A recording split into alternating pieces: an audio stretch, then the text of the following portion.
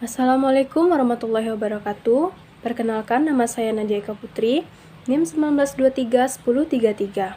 Dalam rangka memenuhi UTS mata kuliah Inovasi Pembelajaran IPA yang diampu oleh Dr. Febrianto MPD, saya akan mempresentasikan mengenai rancangan inovasi pembelajaran berupa LKPD berbasis PJBL pada materi pencemaran lingkungan KD 3.8. Baiklah, materi yang akan dibahas pada presentasi kali ini ada 4. Yang pertama yaitu pengertian inovasi pembelajaran dan LKPD. Yang kedua, pengertian dan manfaat model pembelajaran Project Based Learning. Yang ketiga ada struktur LKPD. Dan yang keempat yaitu indikator KD dan tujuan pembelajaran. Baiklah, kita masuk pada bagian yang pertama yaitu mengenai pengertian inovasi pembelajaran dan LKPD. Pengertian inovasi pembelajaran. Inovasi pembelajaran adalah suatu pengembangan media pembelajaran tepat guna yang baru atau memiliki kebaruan, serta mampu memecahkan persoalan pembelajaran untuk meningkatkan mutu hasil belajar peserta didik. Nah, inovasi pembelajaran ini juga dapat kita artikan sebagai sebuah upaya pembaharuan terhadap berbagai komponen yang diperlukan dalam penyampaian materi pembelajaran berupa ilmu pengetahuan dari tenaga pendidik kepada peserta didik dengan tujuan meningkatkan kualitas pendidikan yang sedang berlangsung. Yang kedua yaitu pengertian LKPD. Lembar Kerja Peserta Didik atau LKPD merupakan sarana untuk membantu dan mempermudah dalam kegiatan belajar mengajar, sehingga terbentuk interaksi efektif antara peserta didik dengan pendidik, serta dapat meningkatkan aktivitas dan prestasi belajar peserta didik. Nah, LKPD ini adalah lembaran-lembaran yang akan dikerjakan oleh peserta didik yang berisi tentang tugas yang harus dikerjakannya dan langkah-langkah dalam pengerjaannya. Di sini saya memilih LKPD dikarenakan LKPD ini merupakan media yang dekat dengan project based learning. Selain itu, dengan menggunakan LKPD, peserta didik dapat lebih memahami pembelajaran melalui praktek secara nyata dan dengan menghasilkan produk yang nyata. Baiklah, kita masuk bagian yang kedua yaitu mengenai pengertian dan manfaat model pembelajaran project based learning.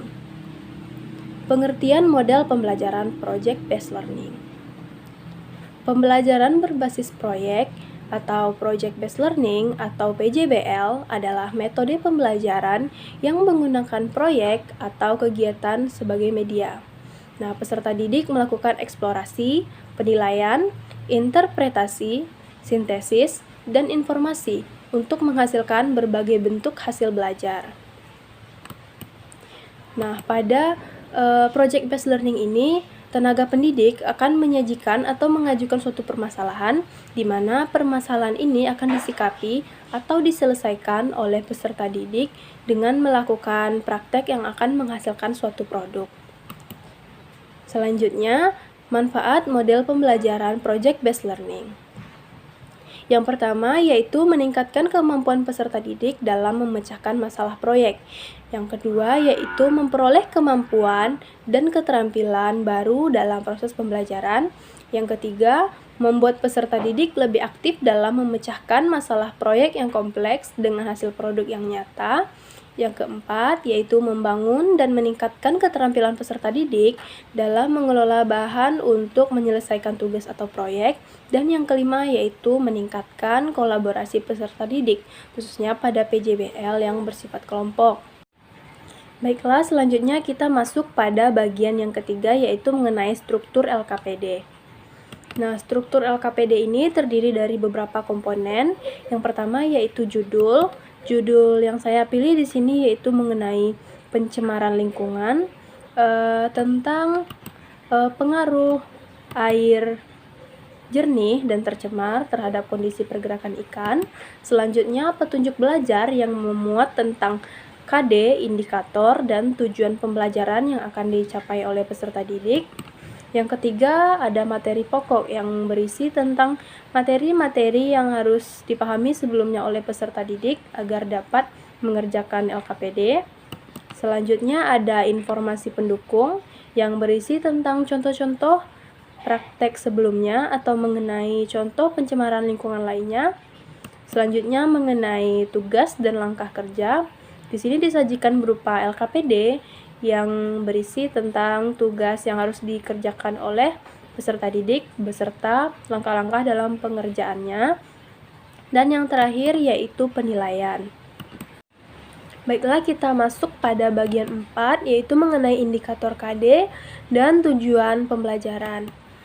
Nah, indikator KD yang digunakan di sini yaitu KD 3.8, menganalisis terjadinya pencemaran lingkungan dan dampaknya bagi ekosistem, dengan indikator 3.8.1, menjelaskan pengertian pencemaran lingkungan, 3.8.2, menjelaskan macam-macam pencemaran lingkungan, 3.8.3, menjelaskan pengertian pencemaran air, dan 3.8.4, menyelidiki pengaruh air jernih dan tercemar terhadap kondisi pergerakan ikan.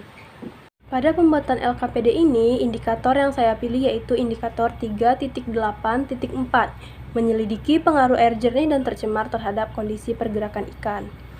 Saya memilih indikator ini dikarenakan pada indikator ini peserta didik akan lebih dapat memahami materi dan pembelajaran serta dapat membedakan pengaruh air jernih dan tercemar terhadap kondisi pergerakan ikan. Dengan demikian, peserta didik akan mampu membedakan yang mana lingkungan yang masih bersih dan terjaga dan yang mana lingkungan yang sudah tercemar. Adapun untuk indikator 3.8.1, 3.8.2, dan 3.8.3 akan saya aplikasikan pada materi pokok yang terdapat pada LKPD. Selanjutnya kita masuk pada tujuan pembelajaran. Tujuan pembelajaran yang pertama yaitu melalui pengamatan, peserta didik dapat menjelaskan pengertian pencemaran lingkungan. Yang kedua, melalui diskusi, peserta didik dapat menjelaskan macam-macam pencemaran lingkungan. Yang ketiga, melalui penyelidikan, peserta didik dapat menjelaskan pengertian pencemaran air. Dan yang keempat, melalui penyelidikan, peserta didik dapat menjelaskan pengaruh air jernih dan tercemar terhadap kondisi pergerakan ikan. Nah, sekian yang dapat saya sampaikan. Salah dan janggal mohon maaf. Wabillahi taufik wal hidayah. Wassalamualaikum warahmatullahi wabarakatuh.